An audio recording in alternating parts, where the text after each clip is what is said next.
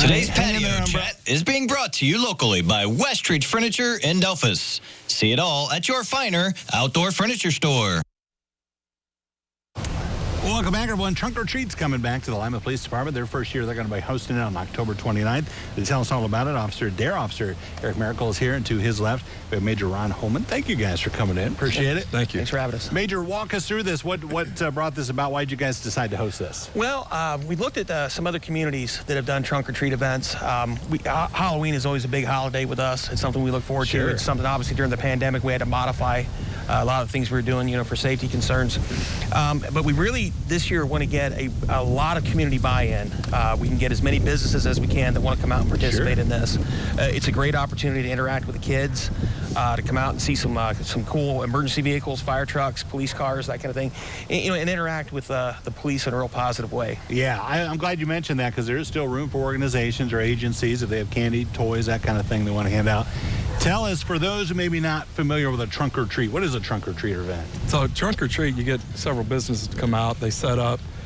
Kids are able to walk through and, visit each station as they please. So it's just going to be a great time and good for the community to come out and see what all's out there. Yeah, tell us the when and where. What do we need to do that day? So it's going to be Saturday, October 29th from noon to 2 at Lima Senior. We're going to be on the west side of Lima Senior.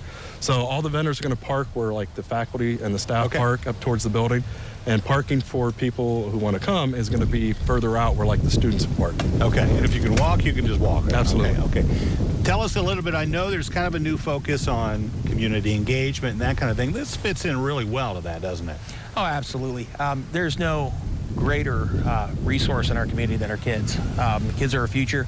Having more positive interactions with law enforcement at a young age is going to lead to better relations as they get older and we go into adulthood.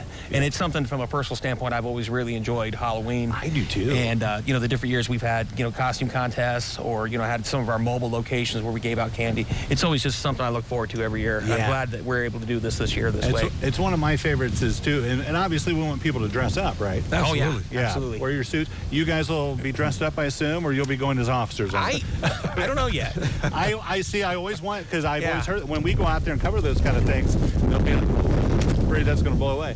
The officers will say, well, we're going as police officers, but I really want to see, some costumes. But I'll have to cross my fingers on that one, maybe.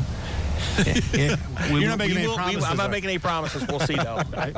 Well, he brought up a very good point before, because you guys will still be doing Safety City. We don't want to say that this is replacing. This is in addition to, right? Oh, absolutely. Yeah. Safety City's Trick or Treat will be Saturday, October 22nd from noon to 2. Again, the person to contact there is Bob Lehman, the Optimist member. Okay. He's the one in charge of all that. So totally different. So we're hoping to have big turnouts for both. Yeah, I love the fact, too, that it's noon, it's in the afternoon, and safety is a big focus on this too, because we do kind of worry about that, especially around Halloween, especially after the pandemic. But you guys ensure that as well, right? Yes. Yeah. So absolutely, safety when you're trick-or-treating, be out there, be observant, watch what you're doing. Obviously, don't go into anybody's house you don't know. Yeah. So yeah, safety is a huge thing when you're out there. Be careful. Even when I was a kid, people would do bad things, but this is a nice, secure environment. For those who maybe, again, don't know where to go, what they need to do, they can just show up that day, right? Yeah. Yeah. Yep. Head on out. Absolutely. Yep. And there's going to be kind of the flow of entrances, exits are going to be on our Facebook page. And they can call us up if anybody has any questions on that at 419-221-5264.